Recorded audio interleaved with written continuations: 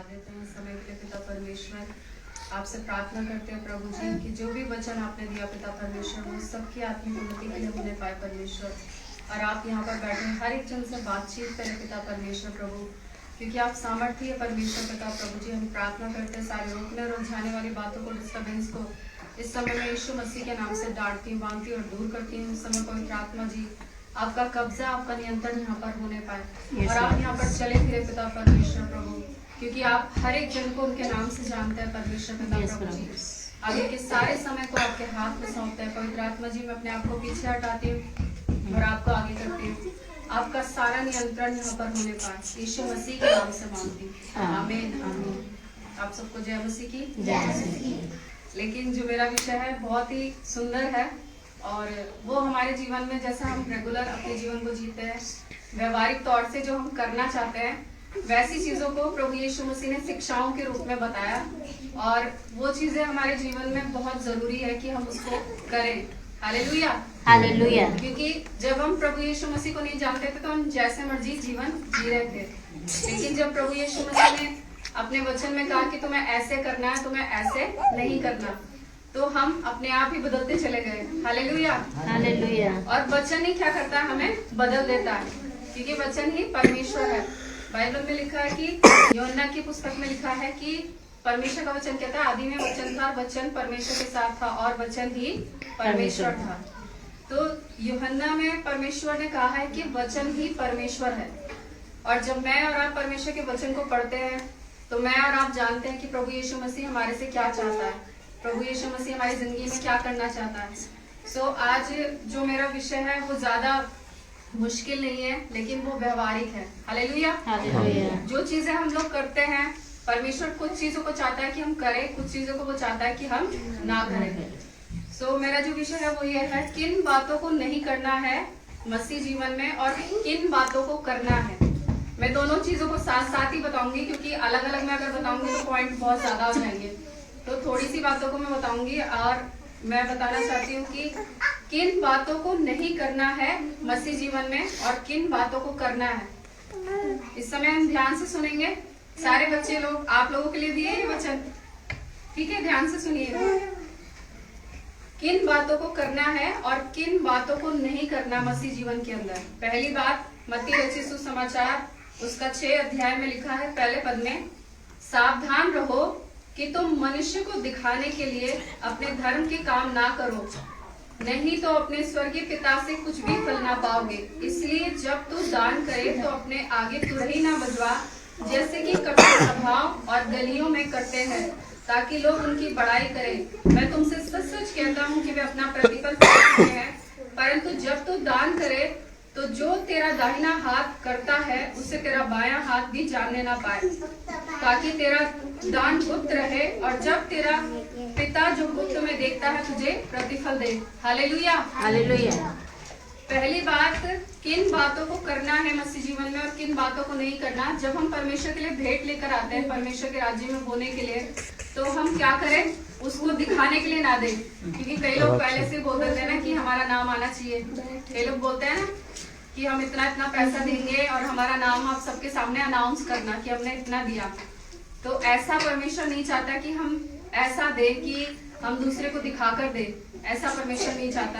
अगर जो कुछ भी हमें देना है तो अगर हमारे क्या बोलते हैं दाहिने हाथ को देना है तो बाएं हाथ को भी पता नहीं चलना चाहिए। ऐसे हमें गुप्त में दान करना है। आपको समझ में आ रहा है? समझ पा रहे हैं आप? तो जो चीजें हम परमेश्वर को देंगे वो अगर गुप्त में देंगे तो उसका प्रतिफल हमें मिलेगा।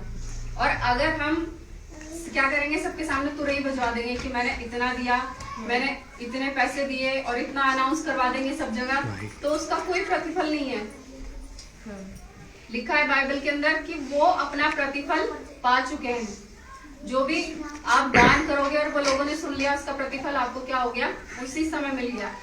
क्योंकि आपने तो लोगों को सुना दिया ना, आपने लोगों को सुना दिया कि मैंने इतना इतना पैसा दिया, मैंने इतना इतना धन संपत्ति अपनी लोगों को दे दिया, कंगालों को दे दिया, किसी को भी दे दिया। तुमने जो कुछ भी दान किया तुमने क्या कर दिया, उसको दिखा दिया। तो उसका प्रतिफल किसे मिलेगा? मनुष्य ने देख लिया ना, कोई प्रतिफल नहीं है। लेकिन अगर हम उसको गुप्त में करेंगे तो उसका प्रतिफल परमेश्वर मुझे और आपको देता है। और परमेश्वर यहाँ पर ये चाहता है कि मैं और आप क्या करें, दिखावे के लिए परमेश्वर को भेंट ना दें। हम जो भी करें गुप्त में करें, हम जो भी करते हैं वो क्या करें, गुप्त में करें। और परमेश्वर कैसे देने वालों से प्रसन्न होता है, वो हर्ष से देने वालों से प्रसन्न होता है। बाइबल में ऐसा लिखा है कि जैसा कोई अपने मन में ठानता है वैसा ही वो दान भेंट परमेश्वर के राज्य के लिए दे। दान नहीं बोलते हैं, भेंट बोलते हैं, क्योंकि हम राजा को क्या देते हैं, भेंट देते हैं, दान नहीं देते परमेश्वर को। हालेलुया। राजा को क्या देते हैं, भेंट देते हैं। तो हम क्या करेंगे, जब भी हम परमेश्वर के राज्य में कुछ बोएंगे तो गुप्त में बोएंगे। हालेलुया। जो कुछ भी आप परमेश्वर के राज्य में बोते हैं वो आप चुपचाप बोए, आपका दूसरा हाथ भी जानने ना पाए कि आप क्या दे रहे हैं परमेश्वर के राज्य के लिए। तब उसको परमेश्वर देखेगा और उसका प्रतिफल आपको क्या होगा, मिल जाएगा। और दूसरी बात उसमें लिखा है नीचे, जब हम पढ़ते हैं 5 पद में, जब तू प्रार्थना करे तो कपटियों के समान ना हो, क्योंकि लोगों को दिखाने के लिए आराधनालयों में और सड़कों के मोड़ों पर खड़े होकर प्रार्थना करना उनको अच्छा लगता है। मैं तुमसे सच कहता हूँ कि वे अपना प्रतिफल पा चुके हैं। परंतु जब तू प्रार्थना करे तो अपनी कोठरी में जा और द्वार बंद कर और अपने पिता से जो गुप्त में प्रार्थना करता है, तब तेरा पिता जो गुप्त में देखता है तुझे प्रतिफल देगा। हालेलुया। यहाँ पर परमेश्वर का वचन कहता है कि जब तू प्रार्थना करे तो क्या कर, गुप्त में जा, द्वार बंद कर। कई वचनों को तो हमें अपने आप को ही पूरा करना पड़ता है ना, और कई चीजों को परमेश्वर हमारे जीवन में पूरा करता है। जैसे प्रतिज्ञाएं हो गई, वो परमेश्वर हमारे जीवन में पूरा करता है कि मैं तुम्हारे जीवन में ऐसा करूंगा। लेकिन यहाँ पर हमारे लिए कमांड है कि तुम्हें ऐसा करना है, तुम्हें द्वार बंद करना है और अकेले में क्या करना है, प्रार्थना करनी है। अगर आप बाहर जाकर, ऐसा भी नहीं है कि हम रोड पे प्रार्थना नहीं कर सकते, हम कर सकते हैं, कई बार हम करते हैं लोगों के लिए, लेकिन हमारा इंटेंशन क्या है। अगर हम लोगों को दिखाने के लिए कर रहे हैं तो उसका कोई प्रतिफल नहीं है, ना उस व्यक्ति के लिए वो प्रार्थना लगेगी और ना ही परमेश्वर आपकी सुनेगा। हालेलुया। लेकिन जब मैं और आप प्रार्थना करते हैं तो क्या करें, गुप्त में करें। सिर्फ अगर आप बाहर भी प्रार्थना कर रहे हैं, ऐसा नहीं कि आप बाहर प्रार्थना नहीं कर सकते, तो आप वो प्रार्थना भी क्या करें, परमेश्वर को दिखाने के लिए करें। आप लोगों को दिखाने के लिए ना करें कि ये मुझे भक्तिहीन, मतलब बहुत ज्यादा भक्तिमय व्यक्ति जानेगा, बहुत ज्यादा मैं आत्मिक हूँ, ऐसा जानेगा। ऐसा नहीं करना। अगर आप ऐसा करेंगे तो उसका प्रतिफल आपको मिल जाएगा उसी समय। आपको क्या करना है, अपने द्वार को बंद करके अकेले में जाकर प्रार्थना करनी है। और प्रार्थना करना क्या है, परमेश्वर से बातचीत करना। जैसे हम अपने दोस्त से अपनी बातों को शेयर करते हैं, वैसे ही आप यीशु मसीह से अपनी बातों को शेयर कर सकते हैं खुल के। आप अपनी शैली से अपनी बातों को करते हैं कि मेरे घर में आज ये हो रहा है, मेरे घर में आज वो हो रहा है। अपने फ्रेंड्स को बताते हैं कि मेरे जीवन में ऐसा है वैसा है। तो आप कुछ भी बताएंगे, लोगों को कोई फर्क नहीं पड़ेगा। आपकी बातें इधर उधर पहुंच ही जाएगी किसी न किसी तरीके से। तो इसीलिए आप अपने जो भी आप गुप्त में बैठकर प्रभु यीशु मसीह से बातें करेंगे वो इधर उधर नहीं जाएगी, बल्कि सॉल्यूशन भी मिलेगा आपको और आपकी प्रार्थना भी सुनी जाएगी। आप यीशु मसीह को अपना एक अच्छा दोस्त बना सकते हैं। हालेलुया। अगर आपको लगता है आपके जीवन में कुछ नहीं हो रहा, उस समय आप क्या करें, आपको समझ में नहीं आ रहा, तो आप यीशु मसीह से उसी समय बोले कि प्रभु आप मेरी मदद करें, मैं ये नहीं कर पा रहा हूँ, मैं ये नहीं कर पा रही हूँ। कई बार बच्चे भी जब एग्जाम देते हैं तो उस समय वो पढ़ते पढ़ते भूल जाते हैं, तो उस समय आप प्रार्थना करो कि प्रभु मुझे बताओ, मुझे याद दिलाओ कि मुझे क्या लिखना है। तो परमेश्वर उसी समय तुम्हारी क्या करेगा, मदद करेगा। इसीलिए मैं और आप क्या करें, गुप्त में प्रार्थना करें। जब मैं और आप गुप्त में प्रार्थना करेंगे तो उसका प्रतिफल मुझे और आपको मिलेगा। हालेलुया। अगर मैं और आप गुप्त में प्रार्थना नहीं करते और हम वो भी हमारा इंटेंशन अगर ये है कि हम दूसरों को दिखा रहे हैं, तो फिर उसका भी कोई प्रतिफल नहीं है। जो हम भेंट देते हैं वो भी हम गुप्त में दें, और जो हम प्रार्थना करते हैं वो भी हम गुप्त में करें, परमेश्वर को दिखाने के लिए। ऐसा नहीं कि हम बाहर नहीं कर सकते, कर सकते हैं, लेकिन हम किसी को दिखाने के लिए ना करें। और एक और बात है, लिखा है 16 पद में, मत्ती रचित सुसमाचार उसका 16, तुम उपवास जब तुम उपवास करो तो कपटियों के समान तुम्हारे मुंह पर उदासी ना छाई रहे, क्योंकि वे अपना मुंह बनाए रहते हैं ताकि लोग उन्हें उपवासी जाने। मैं तुमसे सच सच कहता हूँ कि वे अपना प्रतिफल पा चुके हैं। परंतु जब तू उपवास करे तो अपने सिर पर तेल मल और मुंह धो, ताकि लोग नहीं परंतु तेरा पिता जो गुप्त में है उपवासी जाने। इस दशा में तेरा पिता जो गुप्त में देखता है तुझे प्रतिफल देगा। उसका मतलब ये है कि आप लोगों को क्या करें, अपने व्यवहार से ये ना दिखाएं कि मैं आज उपवासी हूँ। हालेलुया। क्योंकि जब हम प्रभु यीशु मसीह को नहीं जानते थे, बहुत ज्यादा धार्मिक और बहुत ज्यादा पंडित बनने की कोशिश करते थे ना, कि हम दिखाते थे लोगों को, देखो मैं उपवास करने वाला व्यक्ति हूँ और मैंने आज तो उपवास किया, और 50 जगह हम बता देते हैं उसके बारे में, लेकिन उसका कोई प्रतिफल हमें कभी नहीं मिलेगा। बाइबल ऐसा बताती है कि अगर जो भी चीजें हम परमेश्वर के लिए करते हैं तो वो सिर्फ परमेश्वर के लिए ही करें। हम ना उसको दिखाने के लिए करें किसी को, और ना ही किसी को इम्प्रेस करने के लिए करें। हम इम्प्रेस करते हैं ना लोगों को, कई बार लड़का लड़की के लिए एक इम्प्रेस करते हैं वो दोनों एक दूसरे को, जबकि वो चीजें रहती ही नहीं है, लेकिन फिर भी वो बहुत ताकत लगाते हैं अपनी एक दूसरे का रिश्ता बनाने के लिए, लेकिन होता नहीं है वो सब चीजें। इम्प्रेस करते हैं ना, सांसारिक लोग एक दूसरे को इम्प्रेस करते हैं, बहुत कुछ करते हैं इम्प्रेशन जमाने के लिए लोगों के ऊपर, मगर नहीं कर पाते, कहीं ना कहीं वो चूक जाते हैं। हालेलुया। और परमेश्वर नहीं चाहता कि मैं और आप इस आत्मिक जीवन में, मसीह जीवन में चूक जाए, क्योंकि जब हम मसीह जीवन में चूक जाएंगे तो फिर इसके बाद कुछ है ही नहीं हमारे जीवन में। हालेलुया। तो परमेश्वर यहाँ पर चाहता है कि जब मैं और आप उपवास करें तो क्या करें, गुप्त में करें। हम अपना मुंह ना बना के रखें कि आज तो मैं उपवासी हूँ, और बहुत अजीब सा मुंह बना के रखा, पूरा दिन हम घर के अंदर बंद हैं और ना ही हम किसी भी चीज पर ध्यान दे रहे, ना कुछ कर रहे, लेकिन उपवास हमने किया हुआ है, मुंह भी बनाया हुआ है और भूख भी लग रही है, और हम लोगों को भी क्या कर रहे हैं, दिखा रहे हैं कि आज मैं उपवासी हूँ, तो उसका कोई प्रतिफल नहीं है। हालेलुया। उसका कोई प्रतिफल नहीं है। लेकिन वो कहता है कि जब तू उपवास करे तो क्या कर, अपने मुंह को धो और आनंदित हो। हालेलुया। अपने बाल बना, अपने मुंह को धो और आनंदित हो, ताकि सिर्फ परमेश्वर उस बात को जाने जो तूने किया। हालेलुया। अगर आप उपवास करते हैं, आप परमेश्वर को भेंट देते हैं, और अगर आप प्रार्थना करते हैं, तीनों चीज किसके लिए करनी है, परमेश्वर के लिए, लोगों को दिखाने के लिए नहीं करनी। अगर आप लोगों को दिखाने के लिए करेंगे तो उसका कोई भी प्रतिफल आपको कभी नहीं मिलेगा। और चाहे आप जिंदगी भर करते रहे सब चीजें, आप इसका कोई रिजल्ट अपनी जिंदगी में नहीं देखेंगे, क्योंकि पहले हमारा स्वभाव ऐसे ही था, हम जहाँ भी जाते थे, जो कुछ भी करते थे, वो सब अनाउंस करके करते थे ना, अनाउंस करवा देते थे पहले से कि हम क्या कर रहे हैं, आज इतने दिन का हम उपवास करेंगे, चिल्ला चिल्ला के उनको बता देते थे, और चिल्ला चिल्ला के हम बोल देते थे कि हम आज ये करेंगे, वो करेंगे। और अगर हम दान भी करते थे, उसका भी हम बोल देते थे हमने इतना इतना दान दिया, मगर उसका कोई प्रतिफल मिला आज तक? कुछ भी नहीं, क्योंकि लोगों ने देखा और वो खुश हो गए, उसका कोई प्रतिफल नहीं मिला। तो वैसे ही हमें क्या करना है, गुप्त में किन बातों को नहीं करना है और किन बातों को करना है मसीह जीवन में। पहली बात, हमें क्या करना है कि दिखाने के लिए कुछ नहीं करना, दिखाने के लिए हमें कुछ नहीं करना, जो कुछ करना है परमेश्वर के लिए करना है। हालेलुया। जो कुछ भी आप करेंगे परमेश्वर के लिए करेंगे तो उसका रिवॉर्ड आपको मिलेगा, उसका प्रतिफल आपको मिलेगा, वरना कोई प्रतिफल आपको नहीं मिलेगा।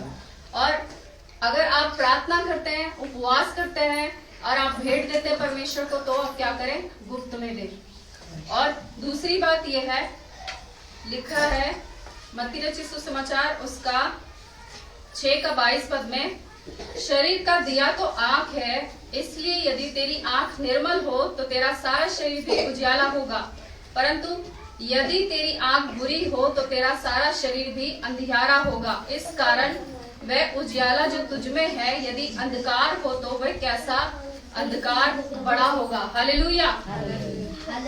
वो कहता है कि हमारे शरीर का जो दिया है वो क्या है, आंख है। तो हमें किन बातों को नहीं करना और किन बातों को करना है, हमें कुछ भी गलत चीजों को नहीं देखना, अपनी आंखों से हमें गलत चीजों को नहीं देखना। हालेलुया। ऐसा नहीं कि आप कुछ मूवीज वगैरह ये सारी चीजें आप बच्चे सब देखते ही हैं, लेकिन गलत चीजों को आपको नहीं देखना जो आपको बिगाड़ सकती है। हालेलुया। जो अडल्ट्री है, जो बहुत सारी गंदी चीजें हैं, उनको आप क्या करें, बिल्कुल भी ना देखें, नहीं तो अभी से ही आपका जीवन बिगड़ता चला जाएगा और आप कुछ भी नहीं कर पाओगे। और जो बड़े हैं उनका जीवन भी बिगड़ता चला जाएगा। आपको नहीं पता कि उसके द्वारा कितनी दुष्ट आत्माएं आती हैं, कितनी अंधकार की शक्तियां उस वीडियो को देखने के द्वारा आपके जीवन में आती है, प्रवेश करती है, और आपको ही वो नुकसान पहुंचाएगी, किसी और को नुकसान नहीं पहुंचाएगी। हालेलुया। इसीलिए आपकी आंखें क्या देखती है, आप बहुत सोच समझकर देखें, बहुत सोच समझकर। पिछले दिनों जब मैं भी अपने फोन को ऐसे ऐसे खोल रही थी, तो ऐसा कुछ नहीं है, मेरे फोन में कोई गलत वीडियोस नहीं आती, लेकिन सारी विश्वासियों की वीडियोस आती है। तो जो वचन का प्रचार एक के बाद एक आया जा रहा, तो परमेश्वर ने मुझे बोला, क्या देख रही है, इसको अभी बंद कर। क्योंकि वो बहुत सारे थे, एक के बाद एक नया नया मैसेज, अलग अलग मैसेज की, क्या देख रही है, इसको अभी बंद कर। तो फिर मैंने वो सारी चीजें एकदम बंद कर दी। वो बिल्कुल सैड चीजों को बता रहे थे बहुत ज्यादा, और मेरे माइंड पर उसका बहुत असर पड़ रहा था। तो उन सारी चीजों को परमेश्वर ने हटाया कि इसको नहीं देखना आज के बाद। तो मैंने उसके बाद उस चीजों को कभी नहीं देखा। हालेलुया। क्योंकि आप नहीं जानते कि आप क्या चीजों को देख रहे हैं और क्या इफेक्ट आपके शरीर के ऊपर पड़ रहा है। लिखा ना, तेरा शरीर का जो दिया है वो क्या है, तेरी आंख है। और अगर तेरी आंख निर्मल होगी तो तेरा सारा शरीर भी क्या होगा, उजियाला होगा। अगर आप चाहते हैं कि आपका शरीर चंगा रहे और आपके शरीर में कोई भी अंधकार ना हो, तो आप अपनी आंखों को शुद्ध रखें, पवित्र रखें। और वो कैसे कर सकते हैं, परमेश्वर के वचन को पढ़ते रहे और प्रार्थना में और परमेश्वर की ओर अपनी आंखों को लगाते रहे, तो आपका जो आंख है वो क्या रहेगा, पवित्र रहेगा, निर्मल रहेगा। और परमेश्वर चाहता है कि मैं और आप अपनी आंखों को शुद्ध रखें। हालेलुया। इम्पोर्टेंट बातें मैं जरूर बताऊंगी, क्योंकि समय बहुत कम है। और एक और बात को मत्ती 5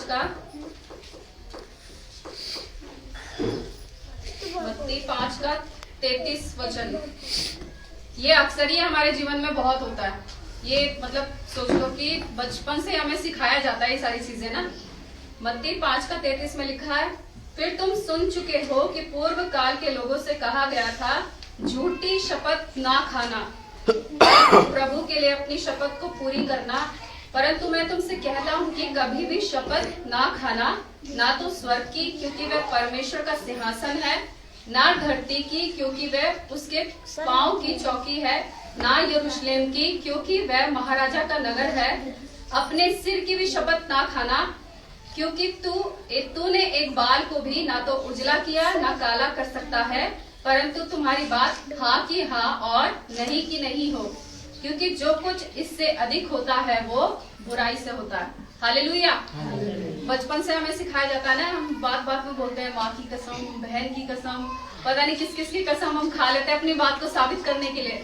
लेकिन परमेश्वर का वचन यहाँ पर कहता है, तो किसी की भी शपथ ना खाना, ना तो तू अपनी शपथ खाना, ना अपने माता पिता की शपथ खाना, ना ही स्वर्ग की शपथ खाना, ना ही पृथ्वी की, क्योंकि हर एक चीज की कीमत परमेश्वर ने रखी है। हालेलुया। और हम क्या करें, हमारी बात हाँ की हाँ हो और ना की ना हो। अगर आपको कोई नहीं समझ रहा, ना समझे, कोई दिक्कत नहीं है, लेकिन आपकी बात हाँ की हाँ और ना की ना हो। आप शपथ मत खाना कभी भी, क्योंकि आप ना तो अपने सर का एक भी बाल काला कर सकते हैं, ना सफेद कर सकते हैं। हाँ, वो कलर जरूर लगा सकते हैं, और वो भी 1 महीने के लगेगा, 1 महीने 15 दिन, फिर वैसे हो जाएंगे आपके बाल, उससे कोई फायदा नहीं है। परमानेंट तो नहीं कर सकते ना, परमानेंट आपके बाल काले भी परमेश्वर कर सकता है और सफेद भी। हालेलुया। वो परमानेंट कर सकता है। इसीलिए ना तो अपने सर की शपथ खाना, ना ही स्वर्ग की, और ना ही पृथ्वी की, ना ही अपने माता पिता की। बाइबल ऐसा बताती है कि परमेश्वर के बाद हमारे माता पिता जो है हमारे क्रिएटर हैं। हालेलुया। उनका हमें सम्मान करना है, आदर करना है। परमेश्वर उनको दीर्घायु दे। इसका मतलब ये नहीं कि हम कसम खा कर उनकी उम्र को छोटा करते रहें या उनको बिल्कुल बेकार समझते रहें। किसी की भी कसम ना खाएं, क्योंकि परमेश्वर नहीं चाहता ऐसा। और हमें बचपन से यही सिखाया गया, हम यही बोलते हैं कि हम इसकी कसम उसकी कसम, सचमुच में मैंने नहीं किया, मैं ऐसा नहीं करता हूँ, मैं ऐसे नहीं करती हूँ। लेकिन परमेश्वर जानता है कि आप सच बोल रहे हैं, आप सच बोल रहे हैं ना, आप जानते हैं और परमेश्वर जानता है। आपको किसी और को बताने की जरूरत नहीं है। हालेलुया। अगर आप सही हैं तो आपकी बातें परमेश्वर अपने आप साबित कर देगा। लेकिन शपथ नहीं खाना। और क्या नहीं करना चाहिए हमें और क्या करना चाहिए? शपथ नहीं खाना लिखा है, बस तुम्हारी बात हाँ की हाँ और ना की ना हो।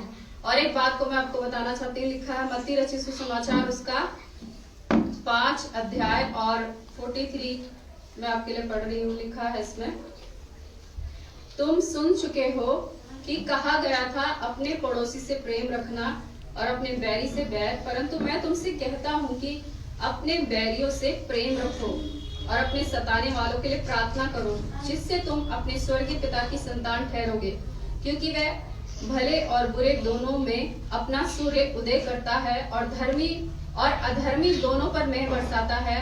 क्योंकि यदि तुम अपने प्रेम रखने वालों ही से प्रेम रखो तो तुम्हारे लिए क्या फल होगा? क्या महसूल लेने वाले भी ऐसा ही नहीं करते? यदि तो केवल अपने भाई ही को नमस्कार करे तो कौन सा बड़ा काम करते हो? क्या अन्य जाति भी ऐसा नहीं करते? इसलिए चाहिए कि तुम सिद्ध बनो जैसा तुम्हारा पिता सिद्ध है। हालेलुया। वो कहता है कि अपने सताने वालों के लिए तुम क्या करो? प्रार्थना करो। क्या मैं और आप कर पाते हैं ऐसा? अभी हमें 2-4 बातें कोई सुना दे, 50 बातें सुना देंगे उसको कि तूने मेरे खिलाफ में ऐसा बोला, मैं तुझे देख लूंगा या तुझे देख लूंगी, तूने ऐसा क्यों बोला। मतलब एक के बाद 50 बातें तो सुनानी बनती है। लेकिन वो कहता है कि तुम अपने सताने वालों के लिए क्या करो? प्रार्थना करो। मैं और आप क्या करें? अपने सताने वालों के लिए प्रार्थना करें और अपने बैरियों से प्रेम रखें। कितना मुश्किल काम है ये। कर सकते हैं आप? अपने बैरियों से प्रेम रखना इतना मुश्किल काम लगता है, लेकिन जब हम प्रभु यीशु मसीह में आते हैं तो हमारा हृदय परमेश्वर वैसा ही बना देता है और फिर हमें कोई नहीं लगता कि हमारा दुश्मन कोई है। अगर कोई हमारा बैरी भी होगा तो हम उसके बारे में भी अच्छा सोचेंगे और उसके लिए भी हम क्या करेंगे? प्रार्थना करेंगे। मेरी जितनी भी मेरी डायरीज है, डायरी के अंदर ऐसे ऐसे लोगों के नाम हैं जो बहुत ही ज्यादा दुष्ट किस्म के हैं। ऐसे ऐसे लोगों के नाम आज भी डायरी में है, उस पर हाथ रखकर मैं प्रार्थना करती हूँ। मैं अपनी बड़ाई के लिए ऐसा नहीं बता रही, लेकिन मैं इसलिए बता रही हूँ कि परमेश्वर वैसा ही मन हमारा कर देता है। हालेलुया। हम अपने आप ही ऐसा करने के लिए प्रेरित हो जाते हैं कि अपने बैरियों से हम क्या करते हैं? प्रेम रखते हैं और अपने सताने वालों के लिए प्रार्थना करते हैं। हालेलुया। चाहे हमें कितना भी कोई सताएगा, कितना भी कोई कुछ भी बोलेगा, हम उसके लिए प्रार्थना करेंगे कि चलो कोई बात नहीं, हो जाता है। हम उसके लिए प्रार्थना करेंगे और परमेश्वर भी यही चाहता है। परमेश्वर का वचन बोलता है कि अगर तुम अपने जानने वालों से नमस्कार करते हो तो तुम्हारी क्या बढ़ाई है इसमें? बस तुम अपने नगर में बस उन लोगों को जिन्हें तुम जानते हो उनको नमस्कार करते हो तो बड़ा काम थोड़ी करते हो। वो सारे लोग करते हैं ऐसा। मगर जिन्हें तुम नहीं जानते, क्या उनके बारे में भी अच्छा सोचते हो? क्या उनको भी नमस्कार कहते हो? उनके साथ भी मेल मिलाप रखते हो? अपने पड़ोसी को अपने समान प्रेम करते हो? ऐसा परमेश्वर का वचन कहता है कि तो अपने पड़ोसी से अपने समान प्रेम रखना। और मैं और आप, बड़ा मुश्किल लगता है ये काम कि कई बार हमारे जो आस पड़ोस में है उनसे ही प्रेम रखा जाता है, तो हमारा पड़ोसी कैसे हम किसी से प्रेम रख पाएंगे? हालेलुया। लेकिन परमेश्वर चाहता है कि मैं और आप क्या करें? अपने पड़ोसी से अपने समान प्रेम रखें और क्या करें? हम अपने सताने वालों के लिए प्रार्थना करें और अपने बैरियों से प्रेम रखें। बड़ा मुश्किल काम है, लेकिन करना पड़ेगा क्योंकि परमेश्वर ने कहा है। और इतना भी मुश्किल नहीं है, क्योंकि जब हम परमेश्वर से बोलेंगे कि परमेश्वर आप मेरा हृदय भी अपने हृदय के समान बना दो, तो सचमुच में हम ऐसा कर पाएंगे। हालेलुया। जब यीशु मसीह पकड़वाए जाने वाले थे, जो चेला था प्रभु यीशु मसीह का पतरस, उसने यीशु मसीह का 3 बार इनकार किया कि मैं यीशु मसीह को नहीं जानता और झिड़कने लगा, रोने लगा। और जैसे ही प्रभु यीशु मसीह ने उसको बोला था कि तू 3 बार मेरा इनकार करेगा, जैसे उसने तीसरी बार इनकार किया तो उसे प्रभु यीशु मसीह की बात याद आई और वो फूट फूट कर रोने लगा। हालेलुया। जब प्रभु यीशु मसीह के साथ उसके अपने चेले बदल सकते हैं तो मेरे और आपके साथ में कितने लोग बदल जाते हैं? बदलते हैं ना। तो उनके साथ में बैर नहीं रखना है, उनसे भी प्रेम रखना है, उनके लिए प्रार्थना करनी है। हालेलुया। उनके लिए मैं और आप क्या करें? माधव प्रार्थना करें। उनके लिए मैं और आप क्या करें? प्रार्थना करें और उनसे प्रेम करें। हालेलुया। और एक और बात को बताना चाहती हूँ, मत्ती रचित सुसमाचार उसका 7 अध्याय और 7 अध्याय उसका 13 पद में लिखा है, मैं आपके लिए पढ़ रही हूँ। सकेत फाटक से प्रवेश करो, क्योंकि चौड़ा है वह फाटक और सरल है वह मार्ग जो विनाश को पहुंचाता है, और बहुत से हैं जो उसमें प्रवेश करते हैं। क्योंकि सकेत फाटक और कठिन है वह मार्ग जो जीवन को पहुंचाता है, और थोड़े हैं जो उसमें पहुंच पाते हैं। हालेलुया। आपको पता है जो रास्ता प्रभु यीशु मसीह की तरफ जाएगा वो बहुत सकरा लगेगा, मतलब बहुत कठिन लगेगा। आपको लगेगा इसमें तो बहुत कठिनाई है, मैं इसमें चल नहीं पाऊंगा, मेरे बस की बात नहीं है कि मैं इसमें चल पाऊं। लेकिन जो आपको संसार के मार्ग लगेंगे वो बड़े इजी लगेंगे कि ये हमारे मन के मुताबिक है, इसमें कुछ करने की जरूरत नहीं है, इसमें कोई रूल्स नहीं है, इसमें हम जैसे मर्जी जीवन जिए, उसमें आपको कोई फर्क नहीं पड़ेगा, और वही मार्ग आपको विनाश की ओर लेकर जाएगा। हालेलुया।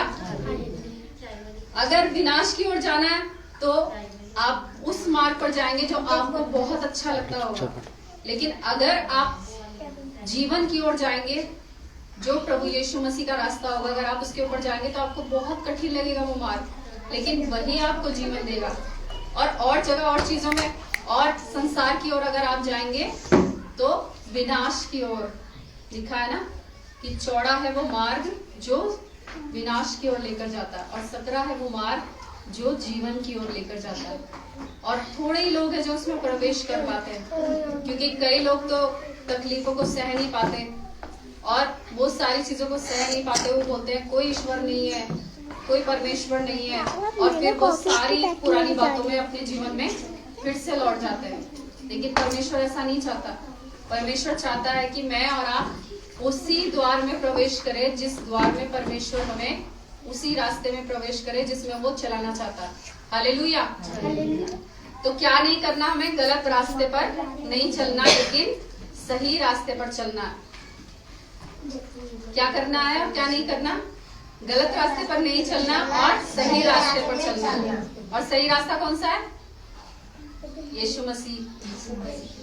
गलत रास्ते तो बहुत सारे मिलेंगे आपको, बहुत सारे बिना बुलाए मिल जाएंगे, लेकिन सही रास्ता और सही मार्ग जब आप ढूंढेंगे भी और आएंगे भी तो लोग आपको आने नहीं देंगे। हालेलुया। क्योंकि सच्चाई की ओर हर कोई नहीं आने देगा आपको, और शैतान भी जानता है कि अगर ये व्यक्ति इस वचन को जान लेगा तो ये मेरा बड़ा दुश्मन बन जाएगा। हालेलुया। और वो परमेश्वर के लोगों से बहुत ज्यादा क्या करता है? नफरत करता है। इसीलिए वो आपको कभी भी इस मार्ग पर चलने के लिए प्रेरित नहीं करेगा, वो आपको यहाँ से बाहर लेकर जाएगा, गलत रास्ते की ओर लेकर जाएगा। हालेलुया। इसलिए जब भी आप परमेश्वर के भवन में आते हैं और आपको लगता है कि आपको कोई रोक रहा है, तो आप बिल्कुल भी ना रुके। आप समझ लें परमेश्वर आपके जीवन में कुछ बड़ा काम करने वाला है। आप जरूर से जाएं। जब भी आपको परमेश्वर के भवन में आना कुछ भी रुकावट हो रही है, आप नहीं जा पा रहे, आप जबरदस्ती आए, क्योंकि परमेश्वर आपके जीवन में कुछ बड़ा काम करने वाला होगा उस समय जब आपको रुकावट होगी। चाहे वो छोटी सी संगति हो, आपके घर की आराधना स्तुति हो, छोटी सी संगति हो, या यहाँ पर चर्च में आराधना स्तुति हो, आप रुके नहीं, आप जाएं जरूर से, और आपके जीवन में बड़ा छुटकारा होगा। हालेलुया। और परमेश्वर आपके जीवन में काम करेगा, क्योंकि परमेश्वर का वचन ऐसे ही नहीं है हमारी जिंदगी के अंदर। वो हमसे बात करता है, वो हमें सुधारता है, वो पहले हमारे लिए भी है। ऐसा नहीं है कि वो मैं वचन अगर आपको बता रही तो वो मेरे लिए नहीं है, वो पहले मेरे लिए भी है, फिर वो आपके लिए। सो क्या नहीं करना? गलत रास्ते पर नहीं चलना और सही रास्ते के ऊपर चलना। क्योंकि सही रास्ता ही प्रभु यीशु मसीह की ओर मुझे और आपको लेकर जाता है। और एक बात को लास्ट बात बता के फिर मैं खत्म कर दूंगी। मत्ती रचित सुसमाचार उसका 6 अध्याय और 24 वचन में लिखा है, कोई मनुष्य 2 स्वामियों की सेवा नहीं कर सकता, क्योंकि वह एक से बैर रखेगा और दूसरे से प्रेम रखेगा, या एक से मिला रहेगा और दूसरे को तुच्छ जानेगा। तुम परमेश्वर और धन दोनों की सेवा नहीं कर सकते। हालेलुया। कई बार परमेश्वर की जगह हम किसको दे देते हैं? धन को। धन का लोभ, लालच बोलते हैं ना, लालच बोलते हैं सब बुराइयों की जड़ है। मतलब रुपयों का लोभ सब प्रकार की बुराई की जड़ है। हालेलुया। अगर आपको किसी को अपना दुश्मन बनाना, उसको आप पैसे दे दो, 100% वो आपका दुश्मन बन जाएगा। पैसों में इतनी ताकत है। लोग पैसों को अपना प्रभु बना लेते हैं, लेकिन परमेश्वर का वचन कहता है कि या तो तुम प्रभु की सेवा कर लो या फिर पैसों की सेवा कर लो। कौन तुम्हारा प्रभु है, कौन तुम्हारा परमेश्वर है? दोनों एक दो नाव में हम नहीं चल सकते ना।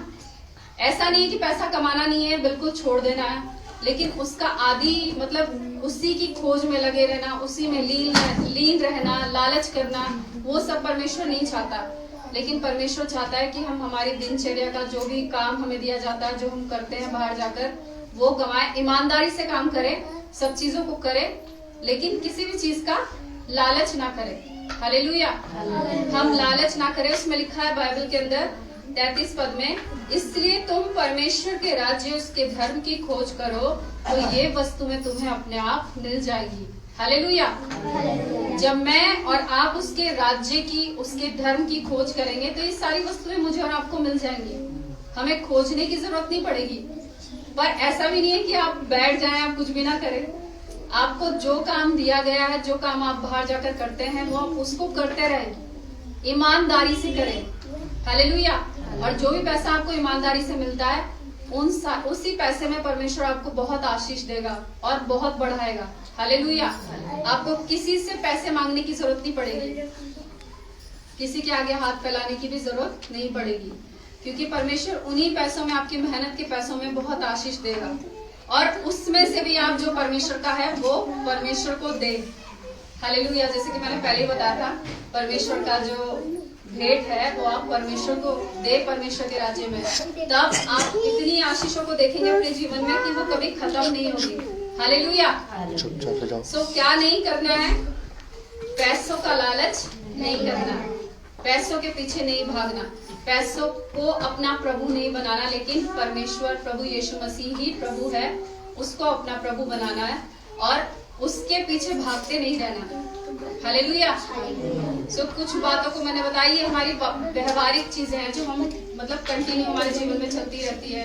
पहली बात मैंने बताया कि हम कुछ भी लोगों को दिखाने के लिए ना करें, कुछ भी चीजें हम लोगों को दिखाने के लिए ना करें, चाहे वो परमेश्वर के लिए भेंट हो, चाहे वो प्रार्थना हो, चाहे वो उपवास हो, हम किसी को भी दिखाने के लिए ना करें। दूसरी बात मैंने बताया, अपनी आंखों को पवित्र रखें, गंदी चीजों को ना देखें, लेकिन अपनी आंखों को क्या रखें? पवित्र रखें, शुद्ध रखें। और उसके बाद मैंने बताया शपथ ना खाना, शपथ ना खाना, ना तो अपने सर की शपथ खाना, ना स्वर्ग की, ना पृथ्वी की, ना ही अपने माता पिता की, किसी की भी शपथ ना खाना। लिखा है बाइबल में कि तुम्हारी बात हाँ की हाँ और ना की ना हो। और फिर उसके बाद मैंने बताया कि अपने शत्रुओं से प्रेम रखो, उनके लिए क्या करो? प्रार्थना करो, अपने सताने वालों के लिए प्रार्थना करो और अपने शत्रुओं से प्रेम रखो और अपने पड़ोसी से अपने समान प्रेम रखो। फिर उसके बाद मैंने बताया कि गलत रास्ते के ऊपर नहीं चलना, हमें सही मार्ग के ऊपर चलना। हालेलुया। और सही मार्ग कौन सा है? यीशु मसीह। वो भले ही सकरा मार्ग है, लेकिन वो आपको जीवन की ओर लेकर जाएगा, लेकिन जो चौड़ा मार्ग है वो आपको विनाश की ओर ले जाएगा। तो आप किस मार्ग पर चले? जो सही मार्ग है, गलत मार्ग की ओर आप ना चले। उसके बाद मैंने बताया कि पैसों का लालच ना करें, जो भी आपके पास है उसमें आप संतुष्ट रहें और पैसों को अपना प्रभु ना बनाए, पैसों के पीछे ना भागे कि मैं यहाँ से कमा लूंगा, वहां से कमा लूंगा। और कई बार सेवकाई में भी कई बार लालच देते हैं लोग कि तुम ऐसा कर लो वैसा कर लो। तो किसी भी प्रलोभन में नहीं आना पैसों के।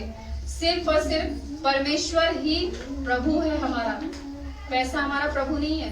अगर हम पैसों का लालच करेंगे तो वो हमारा प्रभु बन जाएगा और फिर प्रभु हमारे जीवन में नहीं रहेगा।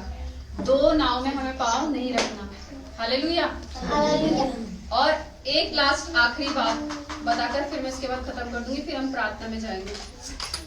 मत्ती रचित सुसमाचार उसका 7 अध्याय और उसका 12 वचन में लिखा है। मैं आपके लिए पढ़ रही हूँ। 7 पद में और 1 पद में लिखा है। 7 अध्याय 1 पद में, दोष मत लगाओ कि तुम पर भी दोष ना लगाया जाए, क्योंकि जिस प्रकार तुम दोष लगाते हो उसी प्रकार तुम पर भी दोष लगाया जाएगा। हालेलुया। मैं और आप दूसरे के ऊपर क्या ना करें, दोष ना लगाए। ये ना कहिए तो ऐसा है तो ऐसा है, पूरा दिन उसकी गिनती गिना रहे कि इसने ये किया इसने वो किया। लेकिन प्रभु का वचन कहता है तू पहले अपनी आंख का लट्ठा तो निकाल ले। पहले हम अपने आंख अंदर झांक ले कि हम क्या हैं। हालेलुया। हम किसी को भी क्या ना करें, दोष ना लगाए। लिखा है जिस नाप से तुम नापोगे वैसा ही तुम्हारे लिए भी नापा जाएगा। और एक जगह बाइबल में ऐसा लिखा है कि जो हम अपने मन में किसी के लिए सोचते हैं ना, वो हम खुद है। कितना डर नहीं लगता इस वचन को सुन के कि जो कुछ भी हम अपने मन में सोचते हैं उस व्यक्ति के लिए वो हम खुद हैं, ऐसा बाइबल बोलती है। इसीलिए अगर आप किसी के ऊपर दोष लगाते हैं ना, तो आप पहले ये सोचना कि अगर हम उसके बारे में ऐसा बोल रहे हैं तो 3 उंगलियां किसके ऊपर है, हमारे ऊपर। तो इसीलिए वो कहता है दोष मत लगाना, लेकिन एक दूसरे से मतलब अपने आप से बेहतर दूसरे को समझना। अगर हम दूसरे को खुद से बेहतर समझेंगे तो हमारे लिए परमेश्वर आशीष देगा और हमें भी परमेश्वर फिर वैसा ही गिनेगा ना कि ये उसको बेहतर समझ रहा है, तो मतलब ये व्यक्ति भी वैसा ही है। और अगर हम उसको गलत समझ रहे हैं तो मतलब हम भी वैसे ही हैं। ऐसा बाइबल का सिद्धांत है और वो बाइबल में लिखा है, मेरा नहीं लिखा हुआ। हालेलुया। अगर आप चाहते हैं कि आप दूसरे के ऊपर दोष लगाकर ऐसा बोलेंगे ये ऐसा है वैसा है, तो आपके लिए भी दोष लगाया जाएगा। परमेश्वर कहेगा कि मतलब तूने उसको कहा तो तू भी ऐसा ही है। एक बार की बात बताती हूँ मैं आपको। हमारे मतलब एक मीटिंग थी और उस मीटिंग में एक भैया हमारे साथ में गए हुए थे। वो इतना बोल रहे थे, सुबह से मेरे सर में बहुत ज्यादा दर्द हो रहा था और मैं बस ये बोल रही थी कि मैं क्या करूं, मैं कैसे इनको शांत करूं। तो सामने जो एक प्रभु की दासी आई हुई थी, आपको पता उन्होंने क्या बोला? भविष्यवाणी में सामने से मेरे लिए क्या बोला कि तुम बहुत ज्यादा बोलती हो। मैं ऐसा सोच रही थी उनके बारे में उस समय बैठकर, लेकिन उस समय मेरे लिए ऐसा बोला गया कि तुम बहुत ज्यादा बोलती हो। तो आप देख रहे हैं बाइबल के अंदर जैसा लिखा है वैसे ही तो परमेश्वर बोल रहा है। और उस समय मैंने फिर प्रभु से क्षमा मांगी कि प्रभु आप मुझे माफ करें, क्योंकि बाइबल ऐसा बताती है जैसा तुम अपने मन में दूसरे के लिए सोचते हो वैसे तुम अपने आप हो। और मुझे इतना डर लगा, उसके बाद मैंने फिर प्रभु से माफी मांगी। फिर मैंने उनको कुछ नहीं बोला, मैंने बोला आप इनको बोलने दो जो भी बोल रहे, कोई फर्क नहीं पड़ता, प्रभु देख रहा है। हालेलुया। इसीलिए मैं और आप किसी के ऊपर भी दोष ना लगाए। आइए अपनी आंखों को बंद करेंगे, इस समय प्रार्थना में जाएंगे, फिर आगे का समय पास्टर जी को दे देंगे। आइए अपनी आंखों को बंद करेंगे और मैं आपके लिए प्रार्थना करूंगी। धन्यवाद प्रभु जी इस समय के लिए पिता परमेश्वर, प्रभु कि आप हमारे बीच में है पिता। और मैं विश्वास करती हूँ प्रभु कि इस वचन से प्रभु आपने सबसे बात करी पिता परमेश्वर, क्योंकि आपका वचन 2 धारी तलवार के समान हमारी जिंदगी के अंदर काम करता है प्रभु। ये व्यवहारिक बातें हमारे शरीर में, हमारे जीवन में, हमारी बुद्धि में, हमारी सोच विचार में प्रभु जी पूरी तरह से छप जाने पाए परमेश्वर, और शैतान इन वचनों को चुराने ना पाए परमेश्वर पिता। प्रभु अनुग्रह करिए कि हमारे व्यवहारिक तौर से प्रभु हम इन चीजों को अपने जीवन में, इन वचनों को अपने जीवन में लागू कर सके और इसके अनुसार अपने जीवन को जी सके परमेश्वर। आप सहायता करें, मदद करें प्रभु। इस समय में सभी को आपके हाथ में सौंपती हूँ, उनकी सारी परिस्थितियों को आप बदल दीजिए परमेश्वर पिता, उनके सारे हालातों को आप बदल दीजिए प्रभु जी, और ऐसा बनाइए जैसा आप चाहते हैं परमेश्वर। मैं इस समय सबको आपके हाथ में सौंपती हूँ और धन्यवाद देती हूँ प्रभु, अपने वचन से आपने बातचीत करी। सारी महिमा सारा आदर आपको देते हुए प्रार्थना यीशु मसीह के नाम से मांगती हूँ, आमीन।